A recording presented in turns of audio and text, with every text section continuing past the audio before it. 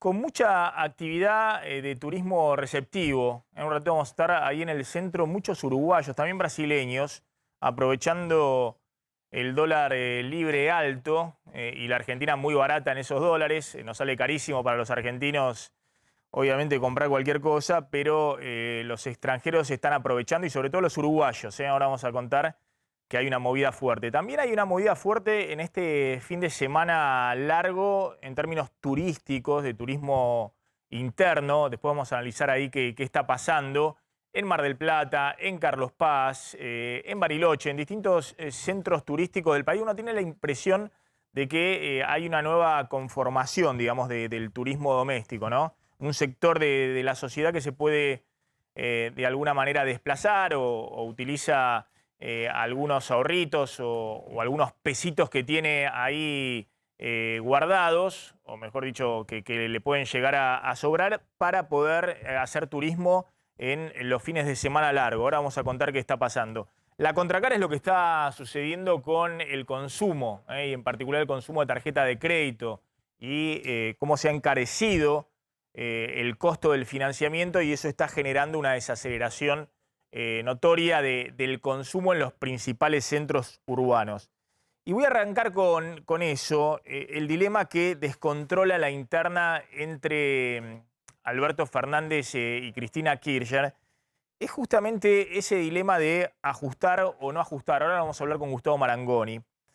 Lo que hay por delante en términos económicos para la Argentina no solamente es este presente donde hay, ahora van a ver las encuestas, una abrumadora mayoría que dice estamos mal, sino lo que hay por delante, que se ha generado obviamente una expectativa de que la situación va a seguir igual de mal o peor en el futuro. Y eso genera un problema muy difícil de resolver dentro del oficialismo.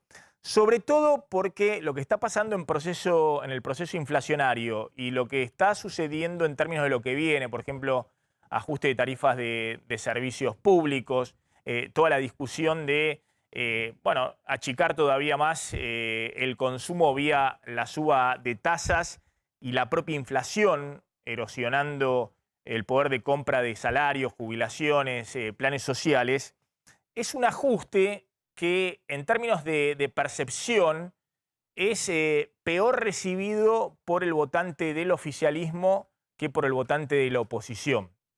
Obviamente el votante opositor está muy enojado con el gobierno, pero fíjense, ayer lo analizamos con Sheila Bilker, lo que aparece desde el punto de vista de las encuestas en las palabras con las cuales se asocia el ajuste en el votante opositor. Obviamente tiene que ver con esta imagen amarilla. No apareció, había resaltado yo acá en la placa, había resaltado acá la palabra necesario, además de la pobreza y de otras palabras en el votante opositor, estaba la palabra necesario grande. Y en cambio, en el votante del Frente de Todos, está el hambre, la pobreza, Macri, miseria, malo, todo asociado a la palabra ajuste, pero necesario está muy chiquito. Y el problema que tiene el gobierno es que por delante tiene un proceso de ajuste que tiene que implementar Alberto Fernández.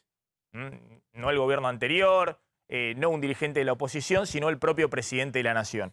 Y eso es lo que genera esta interna que no tiene límite y que sigue escalando, ¿no? Esto que decíamos, se pelean en la cabina del piloto en medio de la tormenta eléctrica, es decir, en una situación que la situación no solamente económica, sino social y política está muy convulsionada.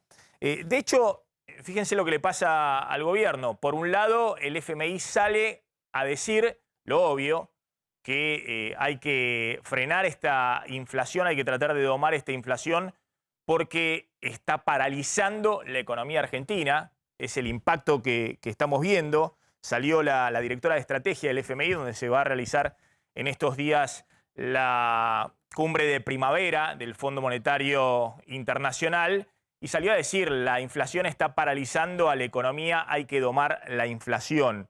Y el fondo lo que está planteando es, acá hay un programa económico que hay que cumplir. De hecho, esta misma funcionaria dijo, la suba de la tasa de interés está dentro, que se aplicó esta semana, después de anunciarse la inflación, es parte del acuerdo que la Argentina cerró con el FMI. Y lo que viene por delante, por lo menos en el corto plazo, son medidas que inexorablemente van a mantener una inflación muy alta. No solamente el aumento de tarifas de servicios públicos, que ahora va a contar Slotnick, se tiene que aplicar sí o sí a partir de junio, y por eso ayer el Ministerio de Economía ya instrumentó las audiencias públicas para que se pueda aplicar el aumento de luz y gas, sino también la dinámica del tipo de cambio no puede atrasarse con la inflación y el esquema de lo que contábamos, que en este contexto el gobierno no tiene otra que subir la tasa de interés para que los depositantes no corran al dólar, y eso encarece el crédito en la economía real y es la doble Nelson, el segundo golpe sobre el nivel de actividad. Uno es la inflación y el otro es la contracara, la tasa de interés. Entonces, la discusión de fondo es si ajustar o no ajustar. El ajuste ya lo está provocando la inflación y el gobierno considera que si no hace el ajuste, y en esto coincide con el FMI, el riesgo es que se espiralice todo. Y del otro lado está Cristina, que le reclama al gobierno que compense el ajuste o que directamente no haga el ajuste, que postergue aumento de tarifas, que compense a los sectores que están quedando atrás de la inflación. Y el riesgo que hay ahí es de la espiralización, es decir, que se desborde todo, la brecha cambiaria, la inflación y demás. Está Gustavo Marangoni. Gustavo, ¿qué tal? ¿Cómo estás? Hola Maxi, buenas tardes, gracias por la comunicación. Bueno, quería una reflexión tuya, ¿no? Yo contaba esto que de alguna manera pone una situación que es inédita, ¿no? Ahora vamos a comentar algún encuentro que tuvo Alberto Fernández y Sergio Massa con Roberto Labaña, y ahí Labaña dijo que la propia pelea entre Alberto Fernández y Cristina también atenta contra la estabilidad, porque es lo que está generando todavía mayor caída en la demanda de dinero, es decir, que la gente tenga una incertidumbre total respecto a lo que viene, porque si la gente sabe que por delante hay un programa acordado con el fondo, que es de ajuste y demás, bueno, ese es el rumbo. Por lo menos tiene algún mínimo de certidumbre. Acá se está aplicando este programa en medio de un proceso inflacionario muy elevado, pero todavía hay una indefinición muy grande de cuál es el rumbo, porque se están peleando, como decía, en la cabina del piloto. Sí, Maxi, es bueno el ejemplo de la cabina del piloto. Yo pensaba uno que incorpora a otro actor, ¿no? Digo, ¿viste cuando vas a hacer un reclamo a una oficina, ya sea pública o privada, algún servicio, tienen que atender, a lo mejor están discutiendo entre ellos, mientras se acumula gente del otro lado del mostrador, la cual en realidad pierde interés respecto del tema por el que están discutiendo y dicen, resuélvanme el tema por el que yo vine acá. Ahora, lo cierto es que algunos de los que están del lado de los que tienen que atender en el mostrador, te dicen, bueno, pero estamos discutiendo temas que hacen a ustedes. Bueno, hay dos cosas. En primer lugar, creo que por supuesto dentro de la coalición o dentro del Frente de Todos hay diferencias de intereses, de sectores sociales, cuidados de plataformas electorales propias o de clientes electorales propios, pero también acá hay cuestiones personales que impiden la unificación de criterios. La política no es solo, como decía la película El Padrino, esto no es nada personal, es negocio. Es negocio y es personal. Y yo creo que eso evidentemente se ha constituido en un elemento que impide la unificación de criterios. Acá hay cuestiones que los propios actores las ponen de manifiesto. Cuando dicen, bueno, ya vamos a ver, dice el presidente, ¿cuándo hablaré con Cristina? Bueno, eso trasciende lo personal. Evidentemente se ha resentido, trasciende lo político, digo, se ha resentido una relación personal y esto le agrega un plus más. No es que estamos explicando todo por las biografías individuales, pero tiene que ver. Entonces, esto no permite, como decías vos, encarar la principal preocupación de los argentinos, que es la inflación, pero paradójicamente no permite que el gobierno ponga en valor algunas cosas que sí andan bien. Porque, digamos, hay sectores que están en lo que se ha dicho, el nivel de actividad prepandemia o niveles de actividad y consumo en determinadas áreas de la economía que marchan, pero sin embargo, como son impugnados por el mismo o por una parte del mismo oficialismo, hace que no se puedan poner en valor y que algunos duden respecto de si va a continuar. Te debe pasar a vos, hablando con empresarios de distintos sectores que te dicen, mirá, no estamos mal, estamos bien, pero la pregunta que nos estamos haciendo es cuándo la política se va a ordenar porque tenemos miedo que se corte. Sí, venías comentando, hay sectores que están con un nivel de actividad que ahora empieza a aflojar por el impacto inflacionario, pero por lo menos venían con una recuperación post-pandemia, comiendo capacidad instalada ociosa, ¿no? Nadie invierte nada, porque esta incertidumbre que hay para adelante, pero sí había una reactivación con los pesos que había dando vuelta en la calle, una reactivación o por lo menos recuperación económica importante en distintos sectores. Gustavo, en una línea, ¿vos crees que puede haber cambio de gabinete inminente o que Alberto Fernández va a seguir procrastinando, digamos, va a seguir tirando para adelante las tareas que debe realizar?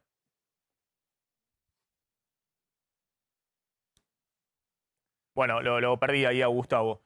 Contame, Claudio, el tema del aumento de tarifas, ¿no? Ayer se conoció sorpresivamente que llamaban a la audiencia pública para los aumentos de tarifa de energía que se vienen, que ya se realizaron, aumentos 20% promedio en marzo y habría otro aumento similar para la mayoría de la población en junio. Bueno, el gobierno efectivamente para el 10, 11 y 12 de mayo, ahí se van a realizar las audiencias públicas donde se van a definir, después de que cada sector exponga justamente cuál es su posición frente al aumento tarifario, inclusive la propuesta del gobierno y cómo el gobierno va a defender este aumento de tarifas, se empieza a conocer justamente cómo será la segmentación de los incrementos, aunque todavía no está claro de qué manera técnicamente se va a llevar a cabo esa segmentación. Lo que sí sabemos es, número uno, los beneficiarios de la tarifa social es aproximadamente el 10% de los usuarios tanto de gas como de energía eléctrica. En el caso del gas no habrá otro aumento después del 20% que hubo a principios de marzo. En el caso de la luz, el incremento para ese segmento de usuarios será como un máximo del 6%. En el área metropolitana puede ser que en el interior del país haya aumentos algo superiores a este 6%. Después tenemos, la próxima placa, otro 10% de los hogares que son los de más altos ingresos que van a perder los subsidios. Esto lo anunció el propio presidente. Y lo que se estima, esto no es una estimación, digamos, técnica de último momento, sino el gobierno lo que está viendo es que esos clientes van a tener aumentos tanto en luz como gas de entre 150 a 200% a partir de junio. Esto es que las tarifas se llegan a triplicar respecto de lo que vinieron pagando, que hasta ahora el único aumento que tuvieron, como el resto de los usuarios, fue del 20%. Y por último, Maxi, están la mayoría, el 80% de los usuarios restantes que van a tener, en el caso del gas, un aumento adicional del 21,5% al 20% que ya tuvieron, y en el caso de la luz, un 17%. Pero insisto con esto, de hecho hay documentos internos en la Secretaría de Energía donde, digamos, lo que no queda claro todavía es la manera en que van a segmentar, en la manera en que van a definir quiénes son los usuarios que van a pagar, van a perder todos los subsidios y cuáles son los usuarios que van a mantener los subsidios y tendrán un incremento con un tope del 43%. Paso en limpio. A la mayoría de la gente van a recibir un segundo aumento, el 80% de los usuarios, 20% promedio en junio, que se suma al aumento que tuvieron en marzo. Pero al 10% de mayores ingresos el aumento va a ser quita de subsidio. Puede ser multiplicarse por 2, por 3, por 4, no lo sabemos.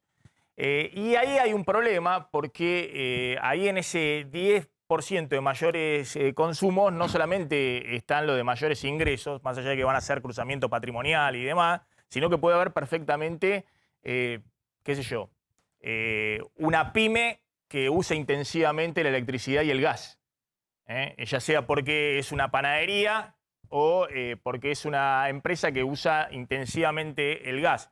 Lo mismo que ocurrió con los clubes de barrio, con un montón de asociaciones que por sus actividades usan intensivamente la luz y el gas, la energía.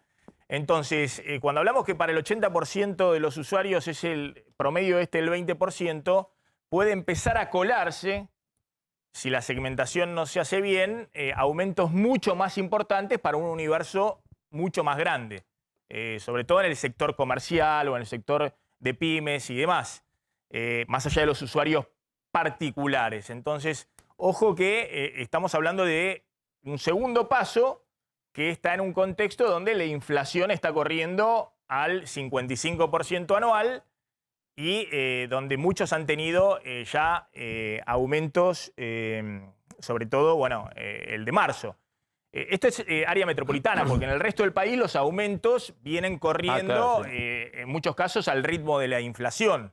Entonces, ojo que es por delante un tema muy complejo para el gobierno y también recalienta la interna entre Alberto Fernández y Cristina.